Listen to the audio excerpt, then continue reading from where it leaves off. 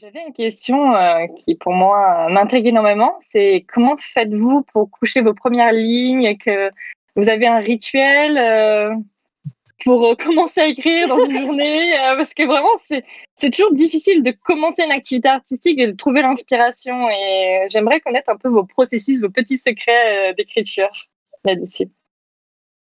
Alors pour moi, je dirais qu'il y a deux réponses et deux questions dans ce que tu viens de dire. Déjà, pour commencer à écrire un livre, vraiment le début de l'histoire Oui. pour un texte qui va durer 300-400 pages. Alors là, c'est vraiment, je crée vraiment l'histoire comme un film dans ma tête.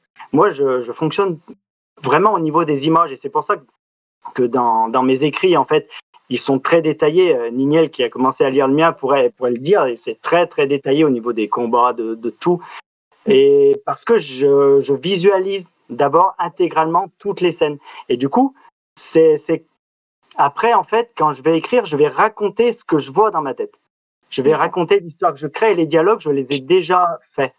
Tu te fais quand même un plan pour pas oublier tes idées? Non. Alors là, pour le coup, pas du tout. Moi, c'est tout dans ma tête. C'est vrai que je mémorise tout. En fait, je m'écris des scènes dans ma tête, pas forcément dans l'ordre, un peu comme un Pauls, mais en vrac. J'avais, par exemple, pour l'héritier du Dalaras, j'avais la première scène et j'avais une scène, la deuxième que j'ai créée dans ma tête, elle arrive page 285. Et il a fallu que j'attende tout ça pour la réécrire alors que je l'avais depuis le début. Wow. Mais du coup, c'est vrai que j'ai des scènes comme ça et après, je comble les trous comme un Paul où on remplit, où on met des pièces. D'accord. Et la deuxième. Oh, mince. On a perdu. Est-ce que vous voulez que j'enchaîne et qu'on reprenne après Oui, je pense que ce serait stratégique, là, c'est bon. Ok. Alors, 3, 2, 1, j'y vais. Alors, en fait, moi, avant d'écrire, déjà, il faut savoir qu'avant de coucher les premières lignes sur le papier, j'ai eu un gros moment de panique, un gros moment de stress, parce que je me suis dit, alors là, il faut savoir que Niniel, c'est un personnage, il est un petit peu inspiré de ma personnalité et de ce que je suis moi-même. Donc, quand j'ai décidé de mettre en scène ces aventures, je me suis dit, là, tu vas te mettre à nu. Et en plus, tu vas te remettre à nu, puis tu vas l'envoyer à une maison d'édition qui va te dire si c'est bien et si ça vaut le coup d'être édité ou si c'est pas bien et que ça vaut pas le coup d'être édité. Donc, ça a été un gros moment de stress. Il a vraiment fallu que je réfléchisse. Ce qui m'a aidé, c'est le fait d'écrire cette encyclopédie et de me permettre, en fait, finalement, en écrivant l'encyclopédie, de me projeter dans un monde et d'avoir mon monde qui était construit avant que l'épopée commence. Comme ça, quand j'écris, c'est très fluide et j'ai pas besoin de me dire mais quelle créature elle pourrait rencontrer dans ce marais. Non, j'ai écrit l'encyclopédie. Je connais par cœur les créatures de mon monde. Je sais quelle créature il y a.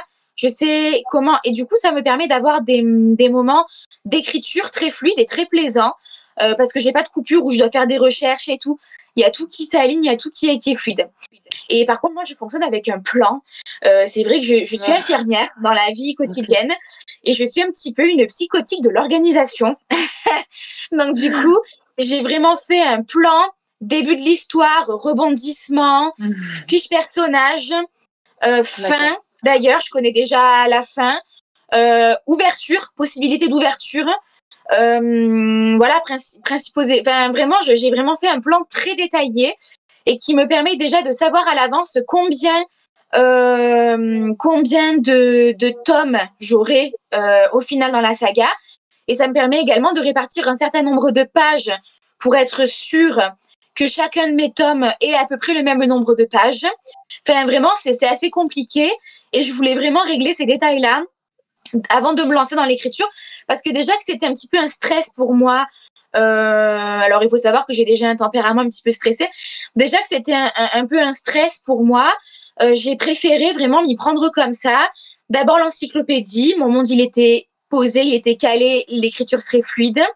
Ensuite, le plan, avec le nombre de tomes, le nombre de pages, les rebondissements, début, fin, etc. Et finalement, après, pouvoir me laisser aller à l'écriture. Alors forcément, il y a des moments où il y a la page blanche. Je pense que tout le monde, tous les auteurs connaissent ça, la page blanche. Moi, quand j'ai une page blanche, je ferme mon ordi, je fais autre chose.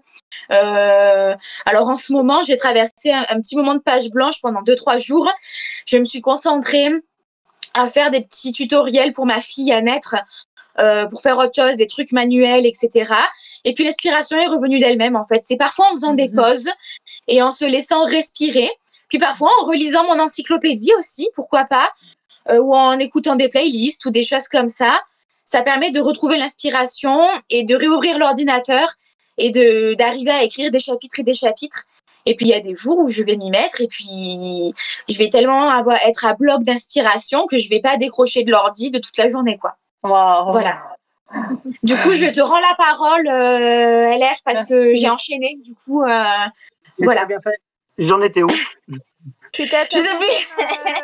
Tu disais que tu n'avais pas de plan. Oui, mais il avait dit autre chose. Ta deuxième scène qui était après de plus Oui, loin. à la page 280. Ah oui, c'était ça, oui. Voilà. Et oui, du coup, c'est vrai que donc j'avais dans ma tête cette première scène et cette scène à la page 285. Et après, en fait, je construis comme un puzzle où je rajoute des pièces au fur et à mesure et où tout se construit, où l'histoire se construit. Et il y a l'autre aspect dont je voulais parler et dont j'ai parlé, c'est le fait de se mettre tous les jours à écrire pour pouvoir justement continuer l'histoire qu'on a attaquée la veille. Et c'est ça que je trouve qui est très difficile parce qu'il faut se replonger et rentrer à nouveau dans son histoire, recommencer à écrire, à reprendre le fil des choses. Et c'est plutôt difficile au début et après il y a un apprentissage qui se fait petit à petit. On apprend justement à se concentrer très très vite et à relire juste quelques lignes et à replonger dans un univers qui n'est pas la réalité, un univers de fantasy, et à recommencer à écrire. Et ça, j'ai trouvé ça plutôt compliqué et que ça nécessitait un vrai apprentissage en fait. Alors moi, c'est vrai que j'ai pas le même problème que Niniel ou de LR parce que de devoir revoir leurs lignes pour pouvoir continuer l'histoire, se remettre sur une scène, etc. Puisque moi, je fonctionne en fait avec mes créations en premier abord, vu que c'est par rapport à mes créations que je veux leur donner une histoire qui va s'intégrer dans mon monde. Donc c'est vrai que moi, en premier lieu, je fais plus des recherches, je fais plus... Après, je m'inspire un peu de tout ce qu'il y a autour de moi.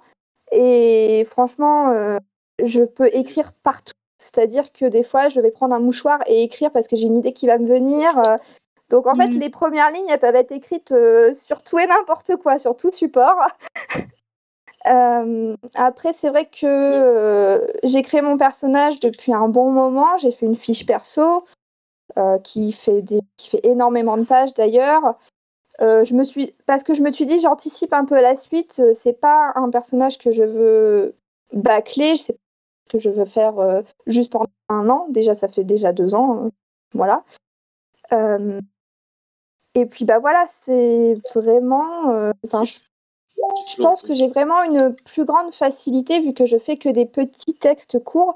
Après, il y a quand même une suite. Pour certains, j'essaye de faire certaines choses chronologiquement. Il y a des moments, je vais partir en bac, après je vais partir un petit peu plus dans le futur du personnage.